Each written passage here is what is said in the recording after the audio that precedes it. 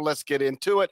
I don't know if you've been paying attention, but a whole bunch of top 10 teams have lost over the past week. Number 1, Purdue has lost. Number 2, Houston has lost. Number 3, Kansas has lost. Number 5, Tennessee has lost. Number 6, Kentucky has lost. Number 8, Arizona has lost. Number 9, Oklahoma has lost, and number 10, Illinois has lost. 80% of the top 10 in the AP poll took a loss in the past week, but number 4, UConn did not, and number 7, North Carolina did not. Deadleg, we've talked a lot about UConn so far this season. I don't think we've spent much time on North Carolina, so let's open on North Carolina, the Tar Heels. 13-3 overall. They're now 5-0 in the ACC, alone atop the league standings. 6-game winning streak. They haven't lost since the CBS Sports Classic down in Atlanta. That was December 16th, nearly a month ago. UNC now 6th at KenPom, 7th in strength of record, 7th in the net. They were only 19th in the preseason AP poll. Here's my question for you. Is this one of those deals where we overrated North Carolina last season based on what happened the season before, and then we turn right around and underrated North Carolina this season based on what happened the season before? Based on where we are right now, that seems to be the case. We'll see if it winds up being true once we get to March, but particularly after this kind of week, and Parrish just laid it out, with so many teams in the top 10 losing, I got a Jared Burson special for you too. You might have seen it, but Jared Burson, stats guru, college hoops, he sent out word that 8 top 10 teams losing on the road this week to unranked teams marked the first time since February of 92 that top 10 teams lost at least 8 times on the road. They went 1-8 back in that week. This week, top 10 teams were 4-8 after Memphis was able to get it done. Or Memphis not a top 10 team. 3-8. Memphis did win on the road earlier on Sunday. So to your point with Carolina, Carolina and UConn were the 2 teams in the top 10 that got out of this week unscathed. And so because of that, AP poll will refresh on Monday, and UNC will likely scoot up and probably should scoot up. It's certainly been playing as better than the 19th best team and is looking damn good. It's this win streak that it's on. You said it hasn't lost since the CBS Sports Classic. Is that right, JP? That's right. Lost to Kentucky at the CBS Sports Classic. Has not lost since. 6 wins in a row. So it's 5-0 in the ACC. It's in the driver's seat in the ACC right now. In that 6-game stretch, 60.3 points per game allowed for the Tar Heels. They are getting it done with defense more than anything else and committing fewer than 10 turnovers per game over that stretch. So holding teams to relatively low number there, of course, and then not giving away has been huge in that. They dropping 103 on Syracuse. You know, sometimes these teams get these wins and they can get it in kind of like laugh or blowout fashion. You look up and it's like, oh, okay, whatever. It's an 85-62 kind of win. I mean, you get 103 on, and Syracuse isn't going to go to the tournament. I get all that, but this was Syracuse's largest loss in a conference game since 2006. Shockingly enough, they dropped a game back in 06. Syracuse did to DePaul by 39. That's when DePaul really meant something. We missed those days. 06 DePaul was no joke. So that was the last time Syracuse lost a game by a margin close to what it did against UNC on Saturday. Give Carolina credit. We'll go big picture, microcosm. In the micro, they had 58 points in the paint. They basically did whatever they wanted to. RJ Davis returned to life. He had 22 points. That was a game high. He had 4 3-pointers. Armando Bacot had a double-double. And they are winning the games they should win, and sometimes they're winning them beyond measures we would even expect there. They are moving toward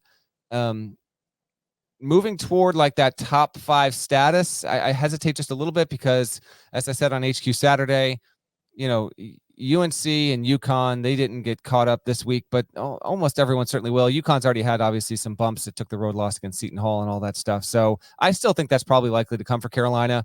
But as the title here for this YouTube video suggests, Final Four is now on the table for UNC. It is now in that discussion for Carolina fans. They might have felt like they were there a week or two ago, but got to see how you can build it out in league play. I have them there. I mean, there's a lot of Final Four candidates, but this is a nice turnaround for a team that had some more inconsistencies earlier in the season. I remember trying to get some explanations out of Hubert Davis, and he didn't have any for me when UNC got overwhelmed against UConn at the Garden. But since then, he and that staff have figured some stuff out. Good on the Tar Heels. They look like the best team in the ACC right now. Yeah, they're 5-3 in quadrant 1 with 0 additional losses. There are other teams with as many quadrant 1 wins. Kansas also has 5. Arizona also has 5, but only Purdue has more with 6. So Carolina is in elite company when it comes to quality win. The victories, the notable ones, they beat Tennessee, beat Oklahoma, they've beaten Clemson. That right there is 3 wins over top 30 net teams. The losses are to UConn, Kentucky, Villanova. They're all away from home. So 0 losses to sub 35 net teams. It's a good resume. I moved North Carolina up to number 4 in Sunday morning's top 25 and 1.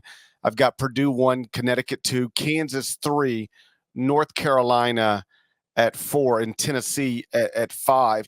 Just to contrast it with last year, 13-3 right now, 5-0 in the ACC. It's January 14th.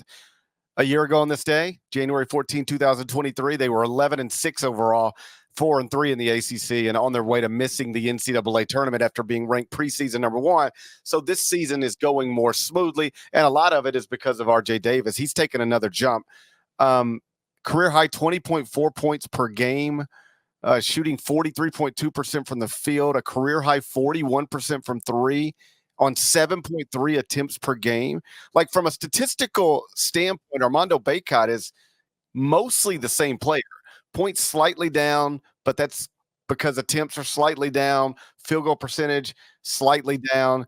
The 10.8 rebounds per game for him, it's slightly up from last season, but still down from 2 seasons ago. He's much better from the free throw line than he's ever been. He's nearly at 80%. But the real statistical, the guy who took a leap on that roster is RJ Davis. He's been their best player this season, and one of the best players in the country. Let me ask you this. Do you buy this? And I don't mean this as a shot at anybody, because it could be a shot at one person and then a compliment right back at the same person.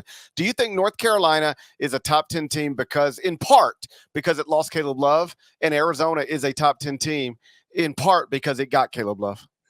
I think there's definitely something to that. We'll get to Arizona here because it's not as rosy at the moment down there in Tucson. But yeah, I think that's part of it. I also think that RJ Davis had a little more canvas to paint on this season, and the complementary pieces like Harrison Ingram and what he has given this team it's obvious. He is a very good, well-rounded offensive player, and so his addition has almost emboldened Davis all the more. And he knows that Cormac Ryan stepped in, played well. Cadeau continues to get better. So Davis has been the team's best player.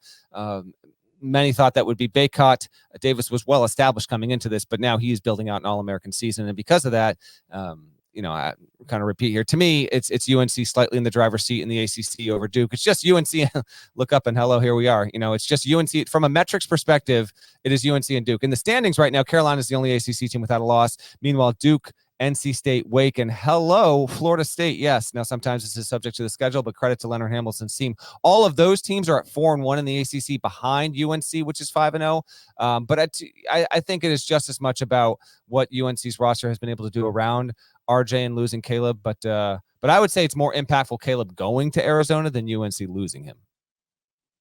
Yeah, but I just thought it's interesting. Like, you can't just, if it is addition by subtraction at North Carolina, then it's addition by addition at Arizona.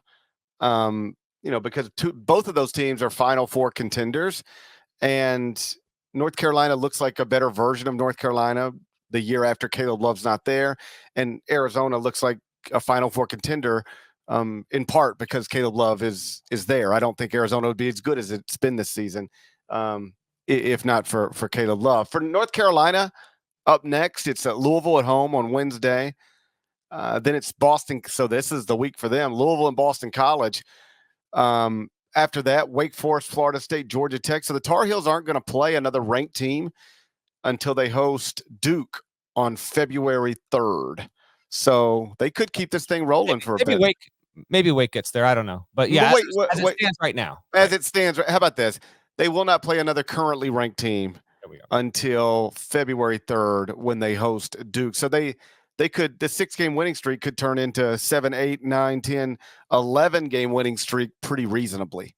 Yeah, no, they're looking good. And what a breath of fresh air this must be for UNC fans after the up and down of last season. Teams really got it going, and as fun as Davis can be, and Ingram and Bacot is just, he's a reliable guy in the paint for the most part. It is the defense. They are tapping into something here where their defense is stepping up in a big way, and this is a big jump because the first 2 seasons under Hubert Davis were not like this defensively at all, and something has changed here. We'll see if they can keep it up.